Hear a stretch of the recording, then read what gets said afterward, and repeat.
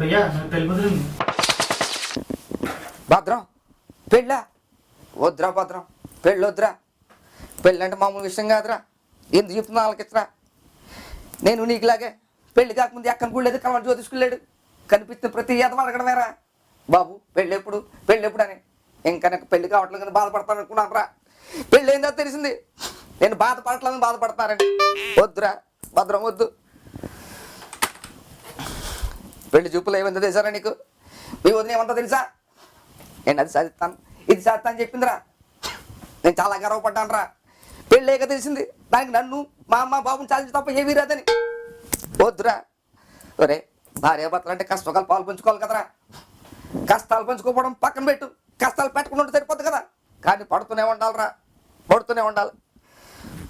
మొన్న మా అమ్మ నాన్న మాట్లాడుతుంది. అరే మా అమ్మ పిల్ల పాపలతో చల్లగా ఉండని చెప్పి దీవించిందంటరా. ఆ రోజు రాత్రి పెద్ద గొడవ. ఏం చెప్పమంటావురా? పిల్ల పాప అంటే ఇద్దరు పిల్లలకి అమ్మ చెప్పడానికి మీ అమ్మ ఎవరు అంటది? పిల్ల పాప అంటే ఇద్దరిని అమ్మాయిలకి అమ్మ చెప్పడానికి మీ అమ్మ ఎవరు అంటది? నేనేం చెప్పండిరా. మా అమ్మనే కాదురా, మా ఇంట్లో కుక్క డాలీరా, దాన్ని కూడా నాన్న మాట్లాడుతుంది. ఏముందో తెలుసా? పెళ్ళైన కొత్తగా ఇంటికి వచ్చినప్పుడు దాన్ని చూసి మురిగిందంట. చూడు మీ అమ్మ కూడా దీనికి వస్తే అంటది. ఓరే పెళ్ళైన కొత్తగా ఇంటికి వచ్చినప్పుడు దీన్ని మేకప్ చూసి భయపడేసిందిరా. భయపడ్డం కర్లేదు. ఏం చెప్పండి రా. వద్దురా భద్రం. మన వాళ్ళు ఎవరైనా ఇంటికి వస్తే దానికి ఎక్కడ రాని నొప్పులు వచ్చేస్తారా? అది అల్లులు రాని ఎంత హుషారుగా ఉంటుందో, ఎంత యాక్టివ్గా ఉంటుందో, పీటు హుషారు సక్క తిరిగేస్తుంది. ఇదేం తేడారా? చుట్టాల ఇంట్లో ఎవరైనా పెళ్ళి అయితే చాలరా పట్టు చీర కావాలంటది. ఎరా పెళ్లి కూతురు కట్టుకుంటే సరిపోతా పట్టు చీర? పెళ్లికి వెళ్ళి ప్రతిదీ కట్టుకోవాలి పట్టు చీర? ఇదేమైనా చీపు కొన్ని ఖర్చీపా?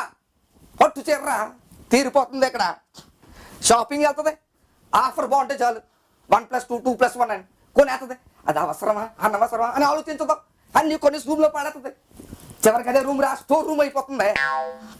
తీరిపోతుంది. నీకు అర్థం కావట్లేదు భద్రం. తెంగా నాకు వద్దురా. ఈడొకడు మధ్యలో ఓరే మొన్న ఫోను అర్జెంటుగా రావాలి హాస్పిటల్కి వెళ్ళాలని. నేనేదో కంగారు పడిపోయి కింద మీద పడి ఇంటికి వెళ్తే డెర్మటాలజిస్ట్ని కలవాలంటారా. అదేరా స్కిన్ స్పెషలిస్టు. ఇక్కడ ఓ పొక్కేసిందిరా. దానికి డాక్టర్ అంట. నేను అన్నాను కనిపించిన క్రీమ్లన్నీ కొని రాసేస్తుంటే పొక్కులు రాకపోతే ఏమొస్తాయి? రాయడం కానీ అయిపోతాయని చెప్పాను రా. దానికి పెద్ద గొడవ. నన్ను పట్టించుకోరు, నా ప్రాణం పోయినా పట్టించుకోరంటది.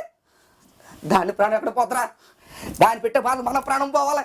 దానికి ఏమవుతావు? వద్దే బాబు రాద్దంతో వద్దని చెప్పి హాస్పిటల్ తీసుకెళ్తే అక్కడ డాక్టర్ టార్చర్ వేసి కింద మీద చూసి 5 ఆయింట్మెంట్ రాసేట్రా ఒక పొక్కుకి. మళ్ళీ బయటకు వచ్చేమంటే తెలుసా? డాక్టర్ చాలా మంచి చూడట. ఎందుకు 5 ఆయింట్మెంట్ రాసినందుక 500 రూపాయలు కన్సల్టేషన్ నాకు తీసుకున్నందుక అంటే మేకప్లు ఏమో కానీ ఎక్కడమ్మా మేకప్లు వేసుకో దాని మీద ఆయింట్మెంట్ రాయమన్నాడంటే రాయడానికి రాసుకోవడం దానికి వీళ్ళకేం పోతురా? అర్థం చేసుకోరా భద్రం. వద్దురా. ఇది మామూలు విషయం కాదురా. నానా బాధలు పడుతూ ఉండాలి.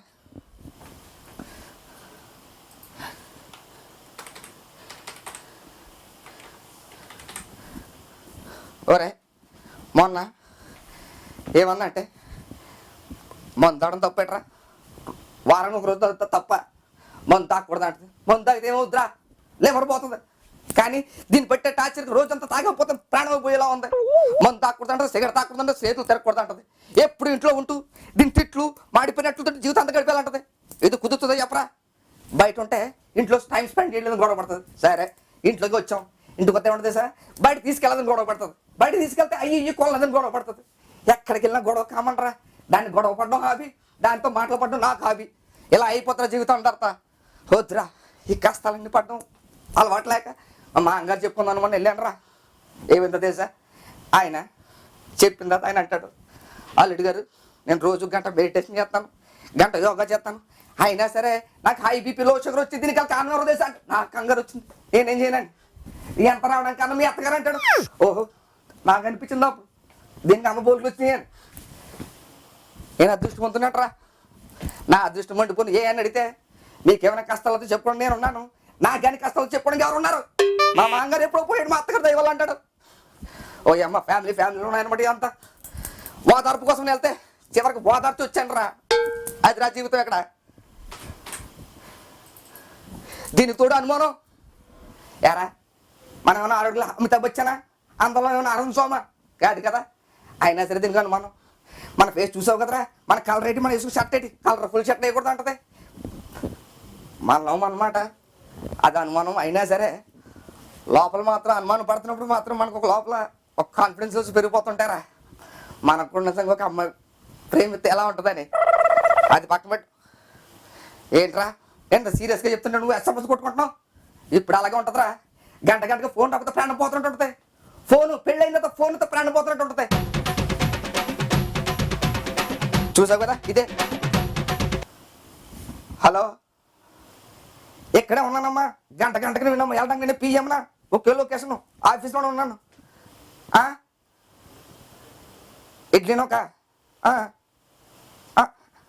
అమ్మా ఇవన్నీ చెప్తే నేను రాసుకుని ఏం చేసుకున్నాము లిస్టులోని, ఇవన్నీ ఎస్ఎంఎస్లో పంపించు. ఉంటాను వచ్చేస్తాను. చూసావు కదరా ఇప్పుడు నీకు వస్తుంటాయి ఏమని, I love you, I miss you అని వస్తాయిరా. కామనే.